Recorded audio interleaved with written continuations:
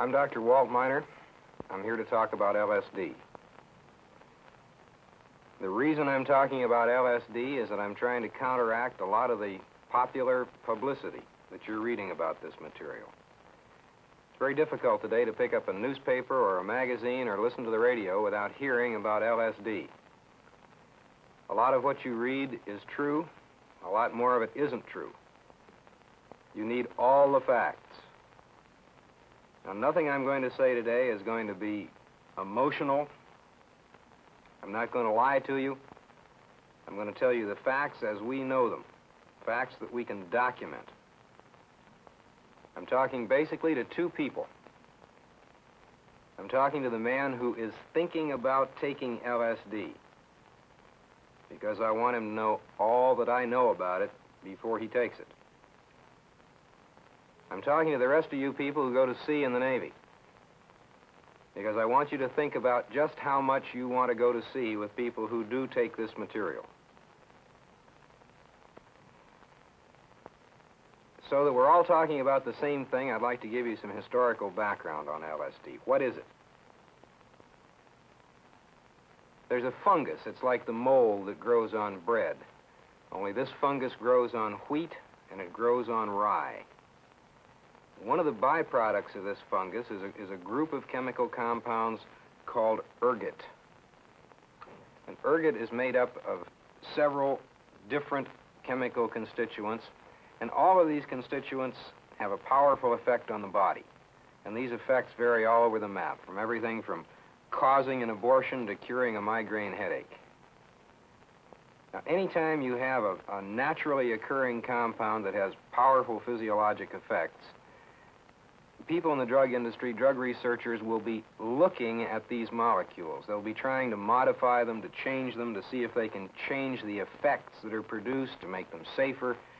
They look for a lot of things. In 1938, in Switzerland, two chemists, one by the name of Hoffman, one by the name of Stahl, took an ergot derivative and made some modifications on the molecule. They didn't do very much with it in 1938. In 1943, Dr. Hoffman pulled his compound back out of the drawer and began to work on it, began to characterize it, resynthesized it. Now, this was on a Friday afternoon that he was working in the laboratory making this compound. Late in the afternoon, he began to feel extremely uncomfortable, very anxious, very nervous. He began to hallucinate. It was necessary for him to go home. He'd never done this before, and it frightened him. Over the weekend, he began to think, what possibly could have tripped him out? What could have done this to him? And he decided it could conceivably have been the material that he was making. And this didn't make a great deal of sense, because chemists are a lot like doctors. Neither one of us spend much time putting our fingers in our mouths because of the places our hands have been. So he knew he hadn't ingested or taken into his body any great quantity of this stuff. But perhaps it was the compound. So he calculated what would be a small dose of any of the normal ergot compounds. And then he divided that dose by 10 and decided that on Monday he would take this dose by mouth of this new compound and see what happened. So Monday, he went into the laboratory and took 250 micrograms of the compound that he had made. The compound that he had made was the first lysergic acid diethylamide, LSD. 250 micrograms is a microscopic dose of any ergot compound we know of, but it turns out to be a huge dose of LSD. That Monday, Hoffman took the first intentional LSD trip. It terrified him. He was essentially psychotic for a period of 24 hours. From 1943 until the late 1950s, this material stayed essentially in the laboratory. We had time to begin to characterize the material, to begin to look for uses for it. It was a powerful drug. People wanted to know what they could do with it. In this length of time, we found out many things about the drug. Everything that we found out about LSD is almost unique to anything that we know in medicine. First and foremost, and perhaps the most unique thing about LSD, is the effective dose of the material. The dose of LSD is 0.5 to 1 micrograms per kilogram of body weight. A microgram is an unreasonable number to visualize. It's just too small to make sense to anyone. I've tried a couple of ways to make a microgram make sense. One way is here. I have a piece of wax paper. On that piece of wax paper, I've made a mark with a pen. It's wax paper so the ink doesn't absorb. And I show you a penny beside this mark so that you can see the size. The ink in that mark weighs some micrograms.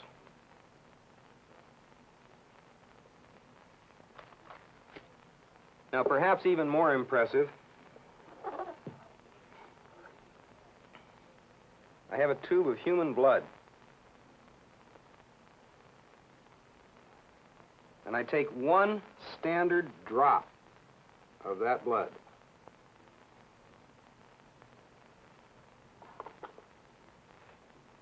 One drop of human blood. That drop of blood contains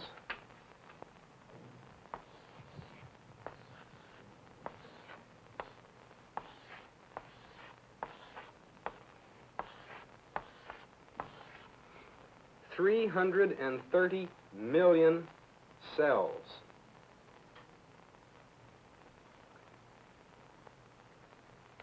The weight of LSD necessary to produce the effect is the same as the weight of 2 red blood cells. One of the problems in drug research is to find an experimental animal that you can try a new drug out on. It's nice to be able to work with animals when you're doing toxicity studies and effect studies. And this can be quite a problem. It's very difficult, generally, to find an animal that any given drug will give you a demonstrable effect on. Well, here again, LSD tends to be unique. We have never given LSD to a living creature that it hasn't affected. It affects fish, it affects spiders, it affects rabbits and dogs and cats, and perhaps most interesting of all, for one reason or another, LSD was given to an elephant once. And lo and behold, it killed the elephant, much to the surprise of the zoo. I'm not sure what you do with a dead elephant. Another thing that's unique about LSD, it doesn't seem to make much difference how you take it. You can take it by most any route you can think of, in a tablet, in a pill, on a sugar cube, in a liquid. Most drugs don't act this way. They have a critically specific route of administration. Now, for any drug, there's what we call a latent period, and that's the length of time between giving the drug and seeing the effect of the drug. And this latent period is dose route specific. If you give a drug by mouth, it's going to take longer to get the effect than if you give it by vein. Lo and behold, with LSD, it doesn't make a doggone bit of difference how you give it. You take it by mouth, you pump it directly into a vein. The latent period is the same. It's still going to take about an hour to get the effect. We've looked for LSD. We've looked to see where it goes. Where does it act? How does it work in the body? We've taken LSD and we've attached a radioactive substance to it, a carbon-14 atom, to the LSD molecule. We've given it to people and we've tried to count it and track it through the body to see where it goes. And this, again, is unique. LSD is absorbed almost instantly from the intestinal tract. It cycles through the brain very, very rapidly. The half-life of the compound in the body is about 7 minutes. Lo and behold, by the time you get symptoms from LSD, the LSD itself is gone, long gone. And I think this suggests to us how LSD probably acts. This is extremely important because it probably explains the problems and the side effects that we see with this material. It is extremely important to realize that the LSD itself does not produce the effect. What appears to happen is that in the brain there are certain chemical reactions which are possible but which do not take place. We have reactions that are cocked, as it were, like a gun, ready to go off, but they can't ordinarily. Along comes the LSD and it acts as a catalyst. It allows these otherwise impossible reactions to occur. And there they go. It takes a minute quantity to catalyze the reaction. Once the reaction is underway, it can continue. Back up just for a moment to answer a question that I'm constantly asked. Does LSD have any taste? Well, from what I've already told you about the dose and the route of administration, there really is no answer to that question. If you have enough LSD presented to you to be able to taste it anyway, you have 100 to 1,000 times more than you need to get the effect. Now, what are the effects of LSD on a person? Now, we've got to divide these into physical effects and mental effects. And the physical effects are clear-cut and they're reproducible. They are the same. I can tell you just about what's going to happen to your pulse and your respiration and your blood pressure and your eyeballs and everything else if you take LSD. But these aren't the important effects. The important effects are the mental effects. Now, to some extent, the mental effects of LSD depend on what's called the set and the setting. The set is what you expect to happen.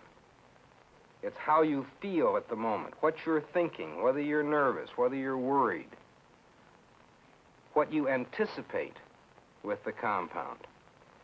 The setting is just as it sounds. It's where you take it, the situation, the things surrounding you, the environment. What does happen when you take LSD? Within about 20 minutes, you will have some physical effects. And these are not particularly comfortable, but neither are they particularly uncomfortable. The heart beats a little faster, you breathe a little faster, you may feel a bit anxious. Within another 20 minutes, roughly, you will develop the mental effects. Now, these are the important ones. There is a rapid, very complete loss of contact with reality. There is a rapid loss of the body image. You may very well hear things that aren't there. You will certainly hear things that are there and hear them differently. You may see things that aren't there, but you will certainly see things that are there differently.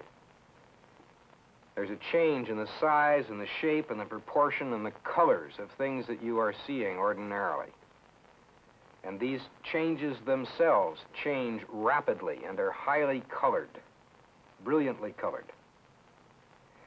The loss of the body image means that it's very difficult for you to tell where you stop and the chair starts.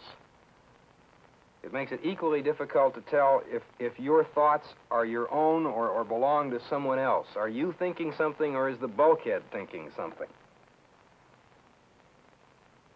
There's a loss of the body's sense of time.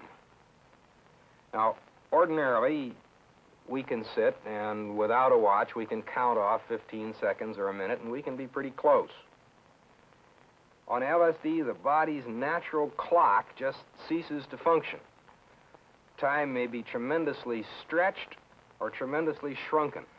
Seconds may take hours, and hours may take seconds. This is one of the reasons it's extremely dangerous for someone under the effects of LSD to drive an automobile. Now, these mental effects to the confirmed LSD user, to the evangelist, if you will, are felt to be religious and beautiful and godlike, perhaps because they expect them to be. Realistically speaking, they are nothing more nor less than a period of insanity. It's the only applicable word. Let's talk some more about these mental effects. Let me graph them for you, try to show you when they happen and how they happen. And we'll start talking about some side effects and some problems that we see with this material now. If we graph effects versus time, with effects on this axis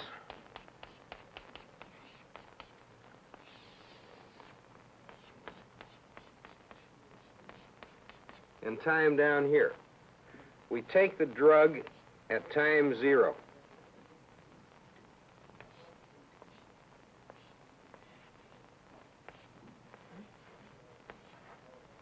These are hours. During the first hour is the onset of the mental effects. These effects will become more pronounced. They will increase until they reach a peak in about 6 hours.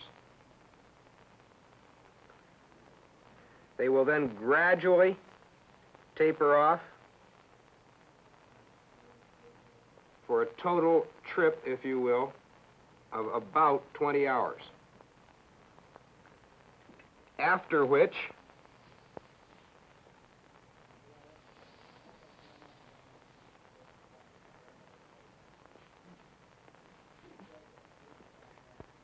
we have another 48-hour period that corresponds very much to a hangover.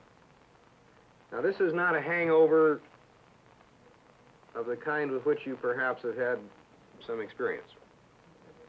This is a mental rather than a physical hangover. This is a feeling, a period, a time of depression, feeling very, very badly, very low, very depressed, very bad with the world. So we're talking about a total trip here of about 72 hours.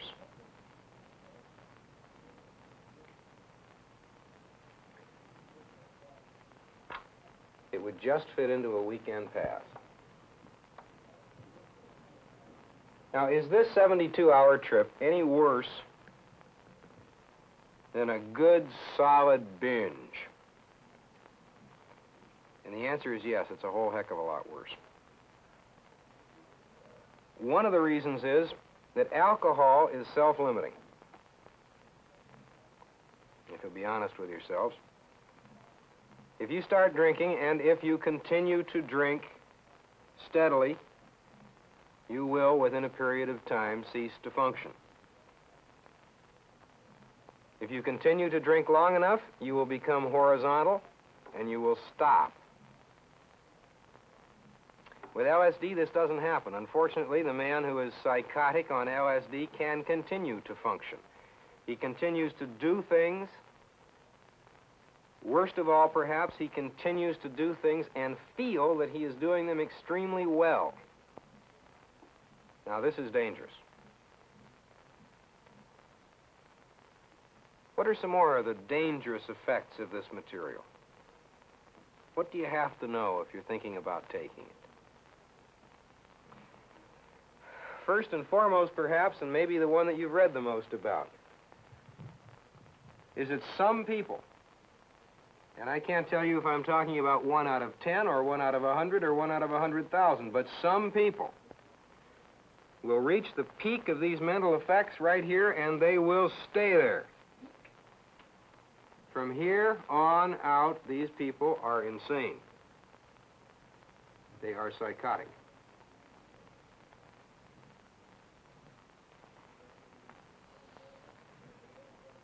Now, what other immediate problems do we have with this material?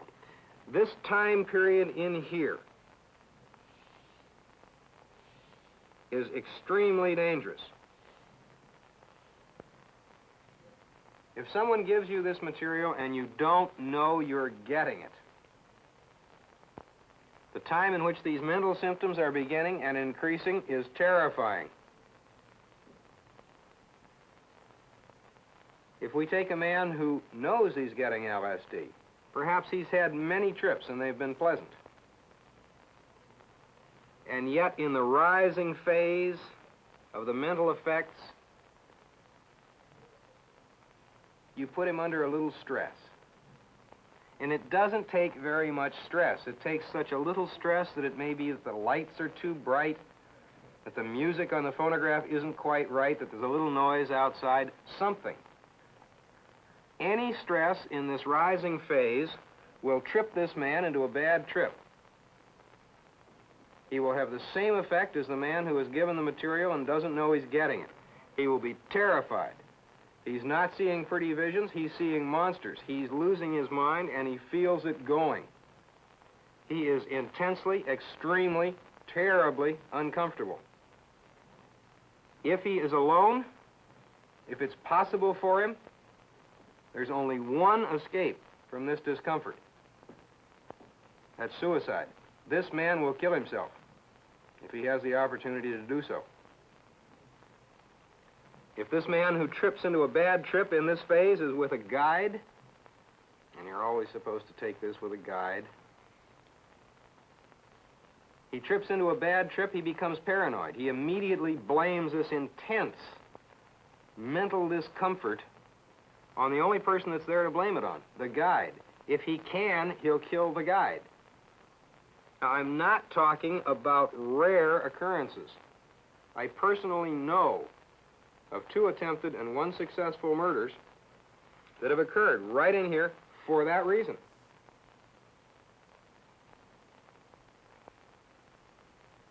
Now, in this stage,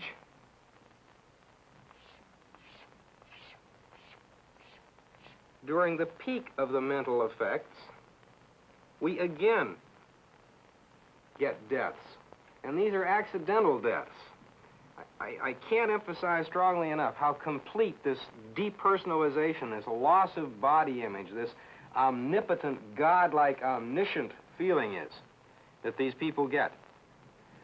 People in this phase of the mental symptoms frequently kill themselves. No intention of doing it at all, but they do. Many people, and I'm beginning to think that most people, certainly all of the users that I've interviewed at any length, have admitted that in this period of the mental effects, they have felt that they could fly.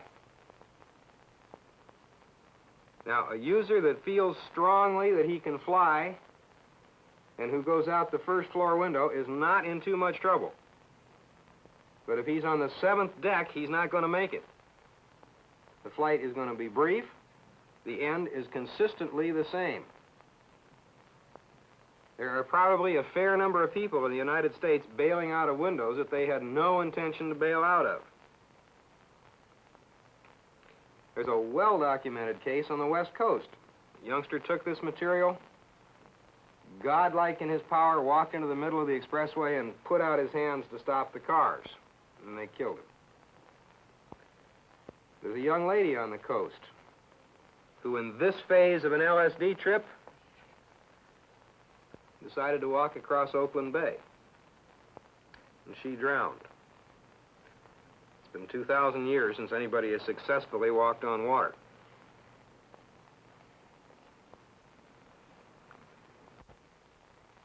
A certain number of people in this phase are going to have a convulsion, like an epileptic convulsion. Now, this is particularly dangerous if you happen to be driving a car at the time. Now, who's going to have troubles here and who isn't? There is no way to answer that question. The mental effects of this material are tremendously variable. They are completely unpredictable. You cannot tell what individual is going to have problems. You cannot tell for any given individual if he's going to have a good trip or a bad trip. Now, the popular magazines would like us to believe that the people who become psychotic, who become insane when they take this material, are people who are going to become insane anyway. Now, I'm not going to debate that point. The figures are pretty clear-cut on this subject. In the United States right now, in the population between the ages of 20 and 50, 1 person in 10 is going to become mentally ill. So maybe these people that trip out permanently on LSD are those 1 in 10. Okay. I can give you much, much, much better figures than that. In that same population between the age of 20 and 50, 100% of those people are going to die. Every single one of them. But why do it tomorrow? Now, maybe I'm one of these people who, in fact, is going to become insane somewhere between the age of 20 and 50. But maybe I was going to wait until I was 49 to do it. Now, I'd prefer to wait. I see no reason to rush it. I see no reason to take my LSD today and become insane today. I like it around here.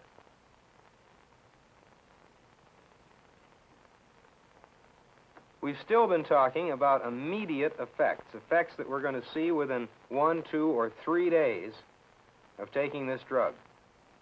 The effects that bother us, the effects that just scare the devil out of me, are not these, they're the late effects. Now, first of all, there's judgment. There's just no question that taking LSD changes your judgment. It changes your discrimination. It changes your ambition, your goal striving. It changes the way you think. It changes your brain. And I'm not talking about a change that lasts a few hours or a few days. I'm talking about a change that we know lasts months.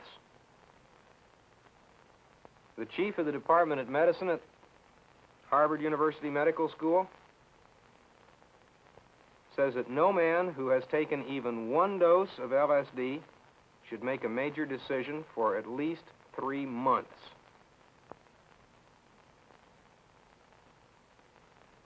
The only disagreement I have with that statement is that I think we should double that time.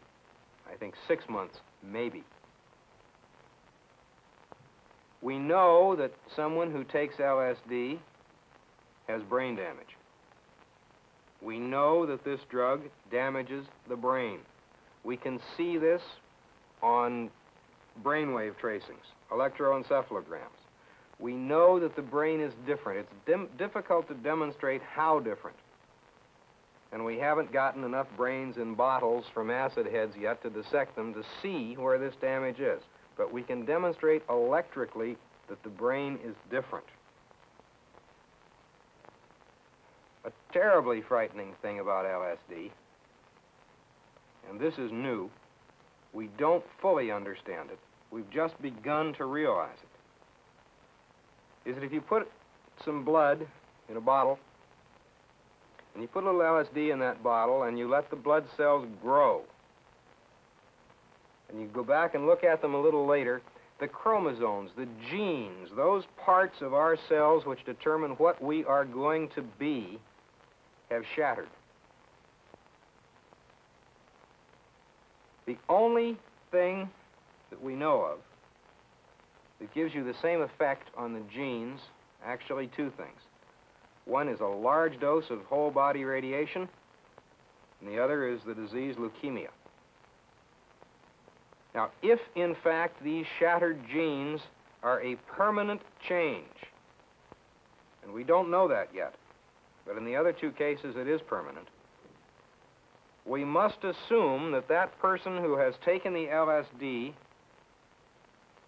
and we can demonstrate these shattered genes in LSD takers, has become genetically different. He has mutated, and we must assume that he will produce abnormal progeny, that he will have abnormal kids. It is a very, very frightening thought that carried perhaps to its extreme, that a 16-year-old high school girl could take LSD for kicks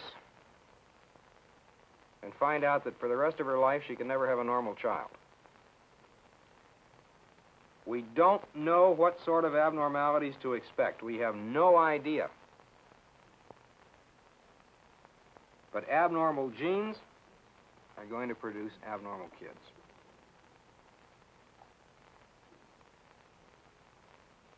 Now, from the Navy's point of view, there is one unique thing about LSD that is perhaps most important to us from the standpoint of operations and survival. With LSD, it's possible, after even one dose, that at any time, with no warning, no way to predict when it's going to happen, you can have a full, complete, full-intensity recurrence of all the LSD symptoms without taking any more LSD. We know nothing else that acts in any way, shape, or form like this. There may be somebody in the Navy who once upon a time, perhaps, drank a little bit more than he should have one time. But I can guarantee to you that if you take that man to sea with you, once he's sober, that after he's been at sea for 5 or 6 weeks and has had no more alcohol, he is not suddenly going to come down drunk. Any man who has ever taken LSD can at any time suddenly develop a recurrence. Now, what's any time? Am I talking about days or weeks? No. I'm talking about months. The longest recurrence that I can document is 2 years after taking LSD. These recurrences can come on with no warning. They can be triggered by many, many things. They can be triggered by lights, colored lights, flashing lights, the kind of lights that we tend to have on a lot of our panels. They can be triggered by sensory deprivation. That's a nice long word, and it simply means being in a position where you can't see the outside, you can't feel the wind, you can't hear the birds. You're in a stable, fixed, quiet, even-temperatured environment. I'm describing a ship. I'm describing a submarine. I'm describing the interior compartments of most any ship.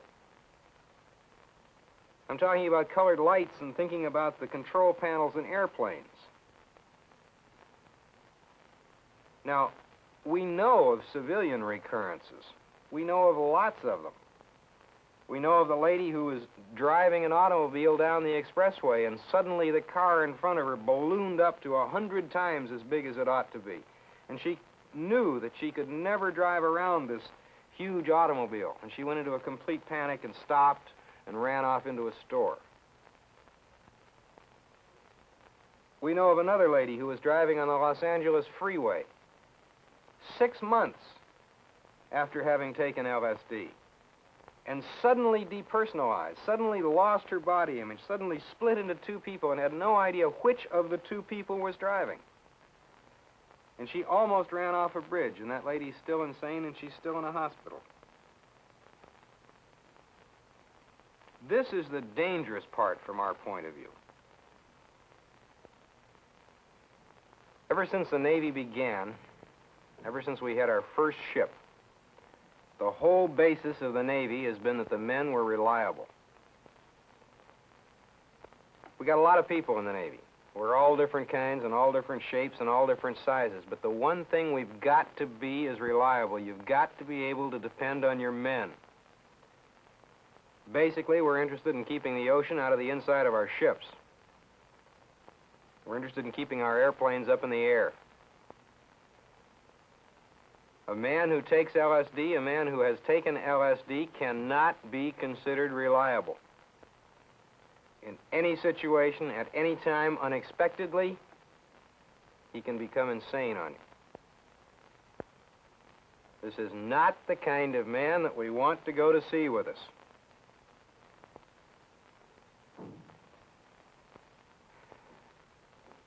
The boss of the Pure Food and Drug Administration in Washington is a man named Dr. Goddard.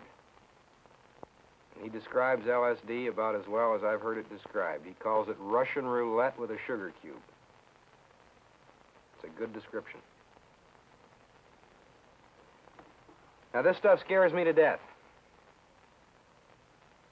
I have no intention whatsoever of risking my career, my judgment, my ambition, my kids, and my sanity